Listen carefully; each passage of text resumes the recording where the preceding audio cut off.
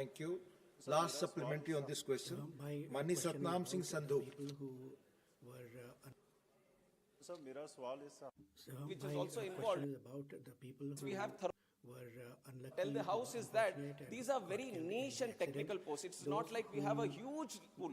This is a limited pool of subject matter experts. But something can be done for the families who were there.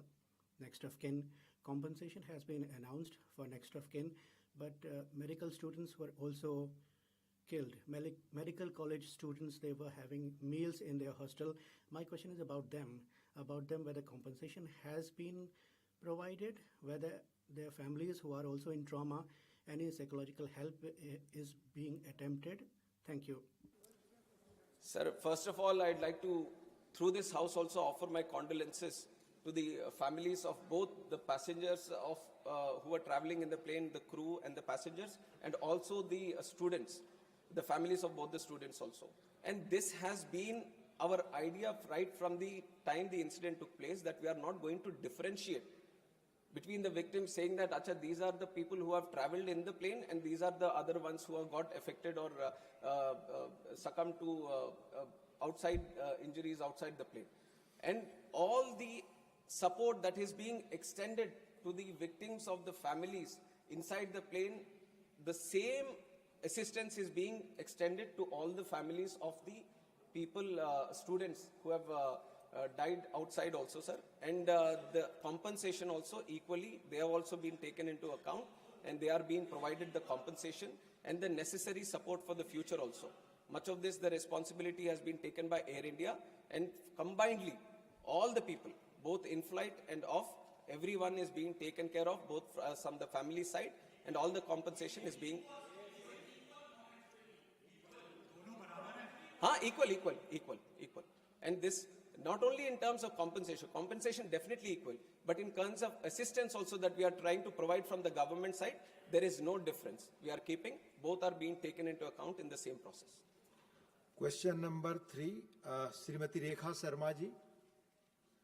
Mani Mantri ji. Honorable Minister, please. Pehla supplementary. First supplementary now. Sir, through you, I would like to ask Honorable Minister, sir, whether the government has undertaken specific initiatives to promote digital upgradation and adoption of emerging technologies such as artificial intelligence among MSMEs in Haryana to enhance productivity and competitiveness. Mani Mantri ji. Honorable Minister, please.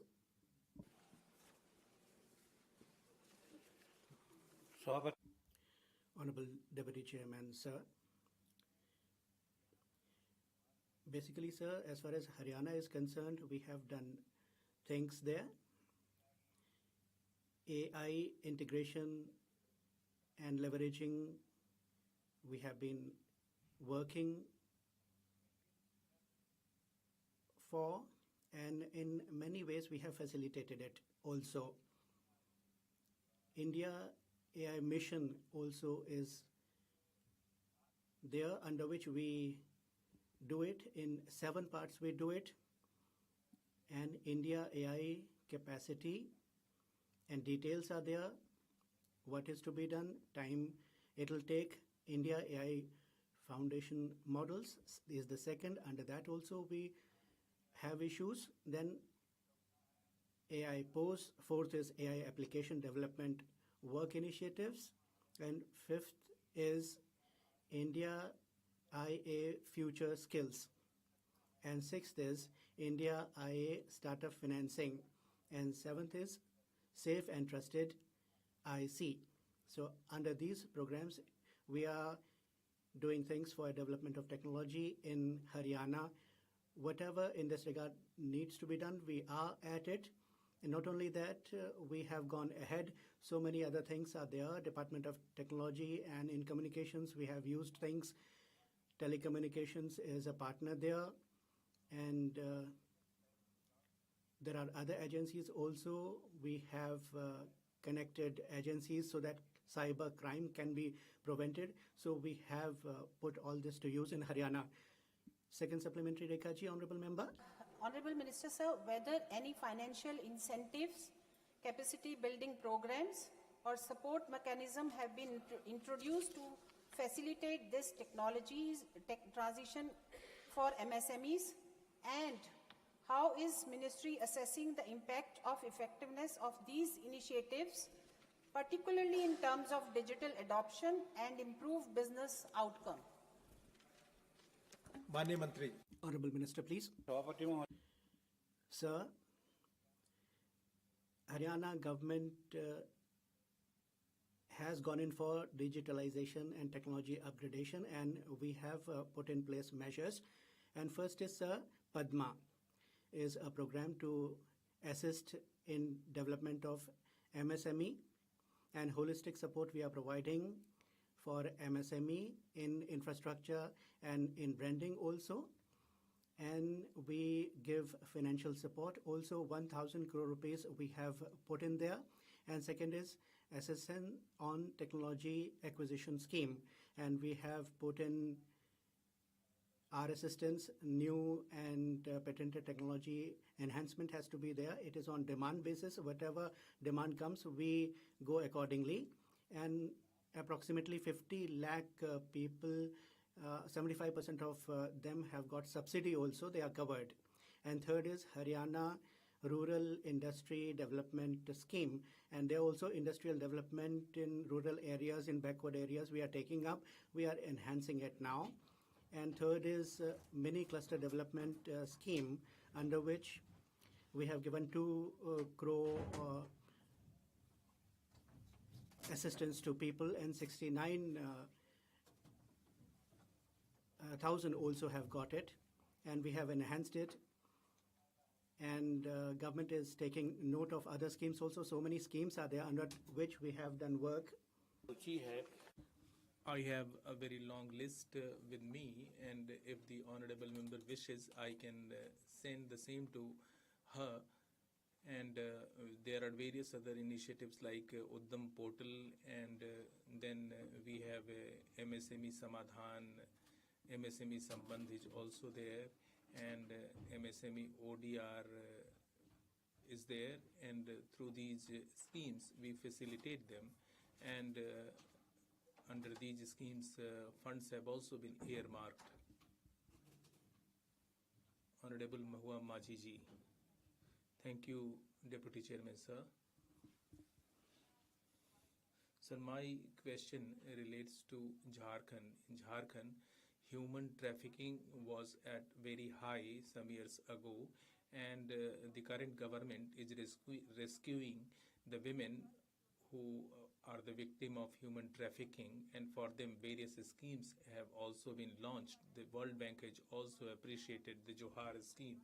Sir, I would like to know from the Honorable Minister that in order to promote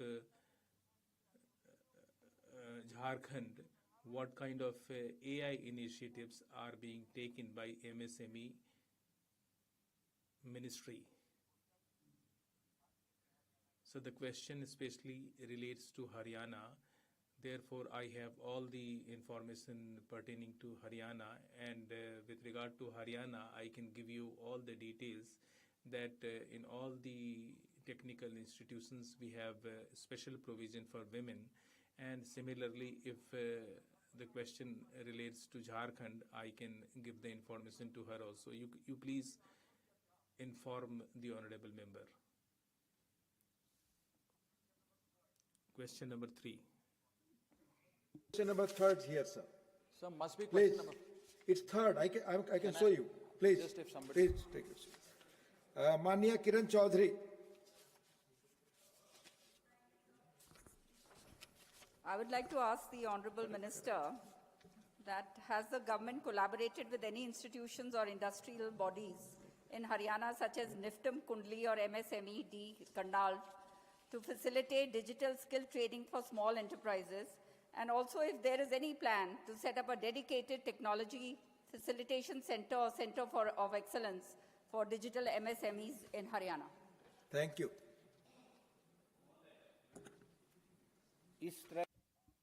So, for such activities, we are running tools room in all these states, including Haryana. As far as Haryana is concerned,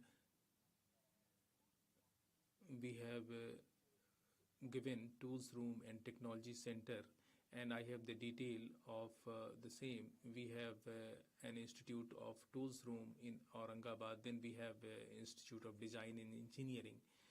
Similarly, we have an institute in Bhubaneswar. We have Indo-Danish Tool Room in DTR Jamshedpur. Similarly, we have set up various centers for promotion of this technology, and as regards common facilitation center, we have provided such facilities at 5 places, and if the location of the project has been given, let me tell you that we have a footwear institute in Bahadurpur. Then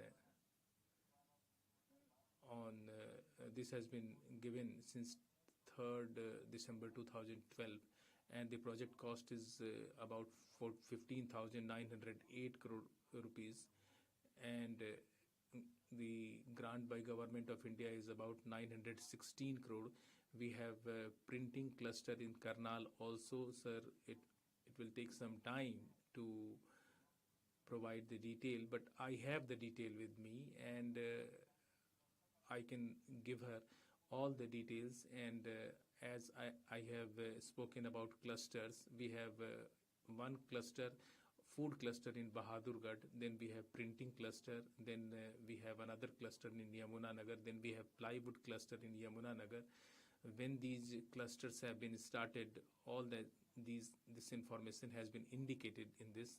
And as far as the State Technology Center of Haryana is concerned, I have already informed the House that we have taken initiatives for setting up a technology cluster in Rohtak, and very soon we would be able to complete that.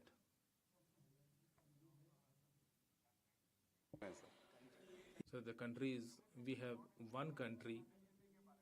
Sir, I would like to speak about MSME. Lakhs of people are depending upon MSMEs. However, they are struggling to get a decent income from the sector. Lack of the proper support from the government will create various problems in front of them. So my question is, how much is the total allocated amount as a union government subsidy to this sector? Thank you. Thank you. Sir, in a way, MSME has 3 organs. We have micro, medium, and small sectors, and we are especially taking 2 measures. First, we have created a portal, and that portal is known as Uddam Portal and Uddam Assist Portal. As far as providing more funds to it, I would like to inform the House that we have given employment to about 28 crore people. Therefore, I would like to say that with regard to the Prime Minister, it is often said that the Honorable Prime Minister only makes promises. I would like to inform the House through you, sir, that today we have provided employment to about 34 crore people through MSME, and that is not a minor achievement. And as far as the funds provided by the center is concerned, sir, we provide funds to small industries through PM Vishwakarma scheme, and the people who are indulging in minor industries, they have been provided support through PM Vishwakarma, and we have also provided funds under that scheme. There is no shortage of fund, and it is not possible to provide all the details here in this House, and if it is possible, I can send the details to the Honorable Member later on.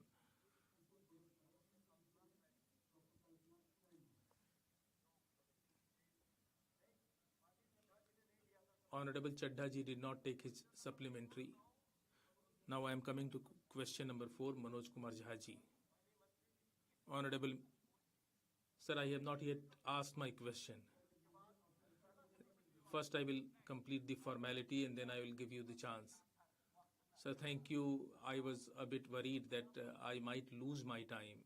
We have sufficient time. Please ask the first supplementary.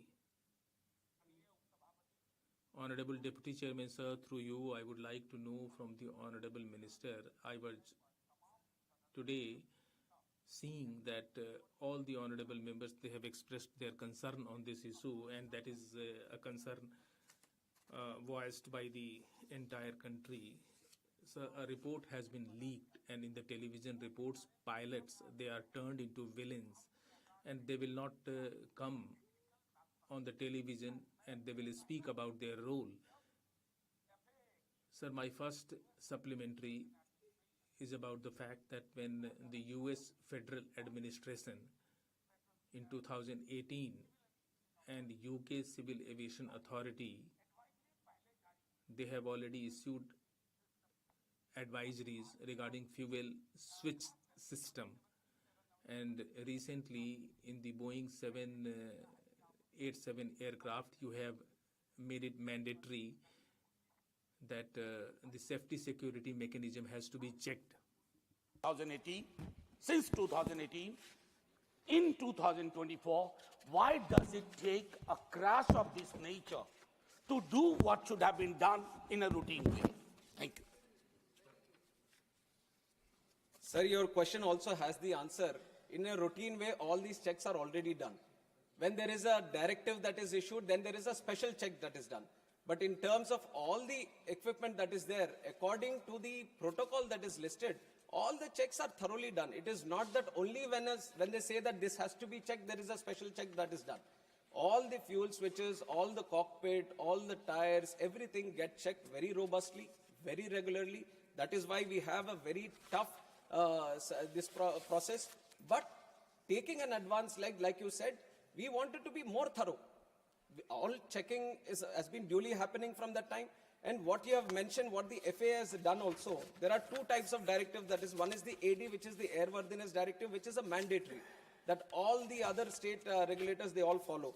But what you have mentioned right now is a special Airworthiness Information Bulletin, which is not a mandatory thing. Like you said, if necessary, then the state regulator can do it. But at that point of time, the regulator also took a call that this is not a mandatory thing, and we, in our process of ensuring safety, we have a very good, robust process. So there is not a special check that is required because it was not a mandatory thing that was advised. But after the report has come, we have taken that also into cognizance to ensure that there is further, because like you said, these reports that have come. But I can show you 150 reports where every possible angle that the report can be, everything is already listed. Koi bhi agar report aa jata to. If there is any report, you could always have told. Right from the Western media to everyone, so that you can't just point out to one, say that this has been leaked. Because all the reports, I have 10 different angles which are written, which are now not coming out, not being discussed, because they are not touching this topic. But had it touched another topic, another report would have come, ki isne already ye likha hai. So this has been right, because of the interest that has been there. This has been going on right from day one itself, multiple theories, multiple angles, multiple stories. That is why I have, once again, it's an appeal made by the AIB, through myself also, I'll make it again to the House, and through you to the larger section of the country also, is to maintain patience until the final report comes out. And we want the truth to be coming out, and we have to give that much space for our AIB also to work. And that is what I request. Second supplementary, Manish Haji. Shukriya. Thank you, Deputy Chairman, sir. When I said that you already had these reports and advisories with you, and he told me that my question itself has the answer, and An unfortunate irony, not a plain statement. Second Having said that, thoda background. sir, I was going into a background. All of you, my friends here, that the duopoly, this Airbus, Boeing, we are aware at the global scale. Let's not get into that. What is important? The in-house mechanism, nearly 50% of sanction posts in DGCA are vacant. Doesn't it affect DGCA's capacity? Particularly, I repeat, particularly when during the search, during the investigation, many newspapers reported this, that why such anomalies, aisi visangatiyan. These anomalies only come out when we have a tragic accident, and only then we spring into action. Been created because it was a request from the ministry. Now with the growth that we have seen in civil aviation, we wanted more people within the DGCA. And these posts have been posts have been created in the last 2 years only. And the process, right, it's not that when you say that why are they vacant, it is not that we have stopped from recruiting. Right from the day they were created, we have started the process. It is a continuous process. It has to go through various cycles of recruitment also. And the only thing that I wanted to mention so that everyone knows a little bit about what is happening in this recruitment is that this is a very specific pool of people that we are trying to recruit. It is not that we have extensive pool of people. These are subject matter experts, especially in aviation. We are trying to pick up senior people that we are trying to pick up, and who have a demand internationally and in other wings also. And we have a lot of people coming in from Air Force, and they have their own preferences also. So there is a limited pool that we are trying to work with, and we have done every single, in fact, we have put in more effort to do this. That is why I have also mentioned that in the last year, 103 posts which have been recruited was the highest ever.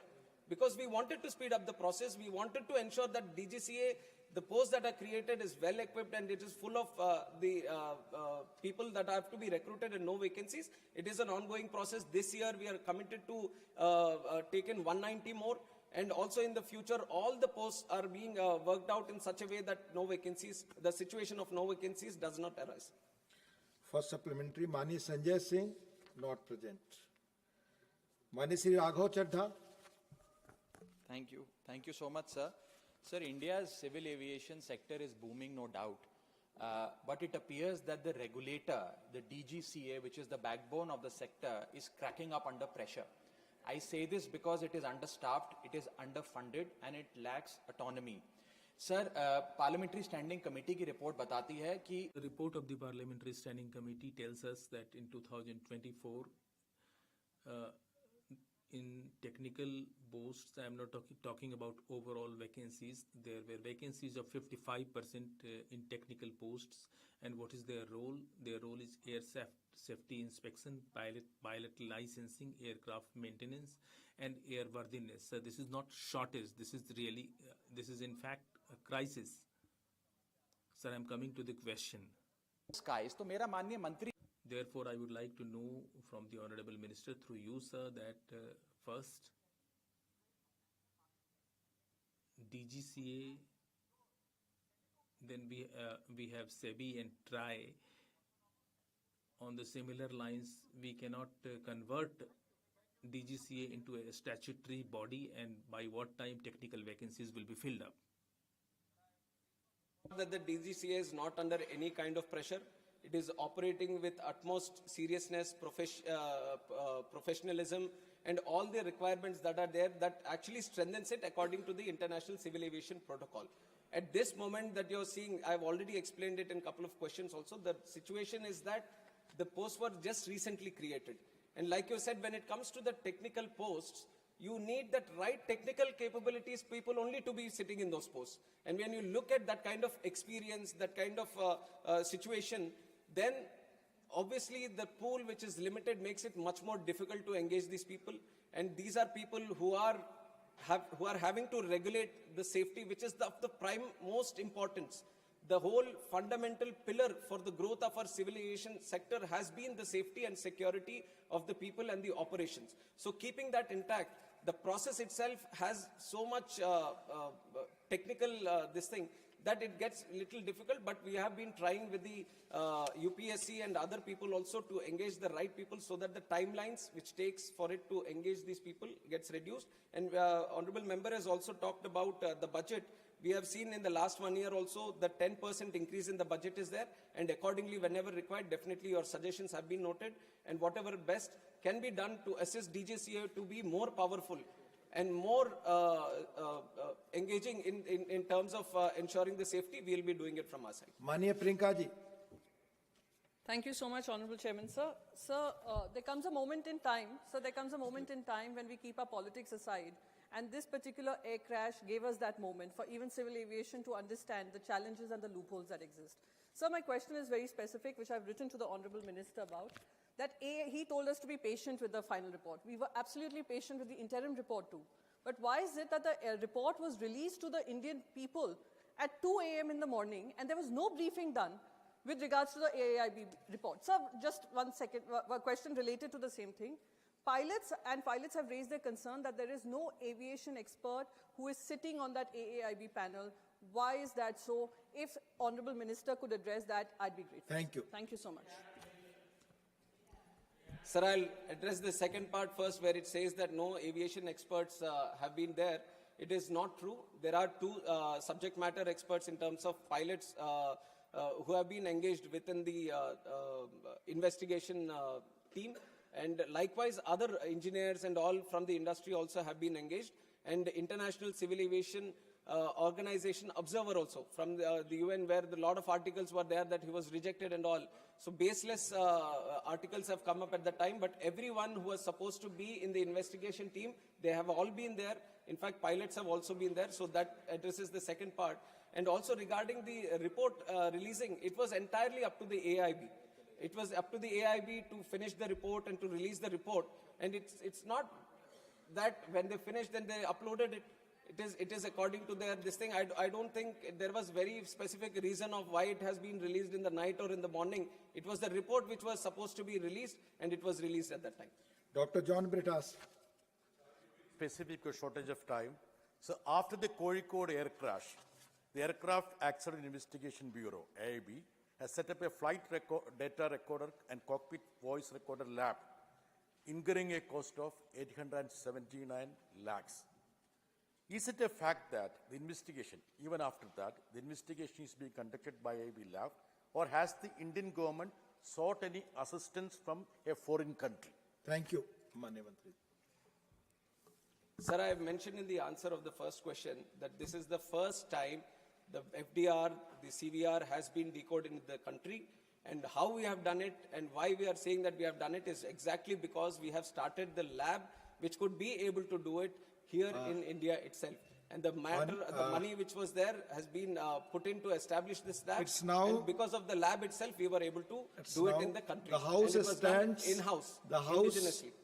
House stands adjourned to meet at 2 p.m. lunch.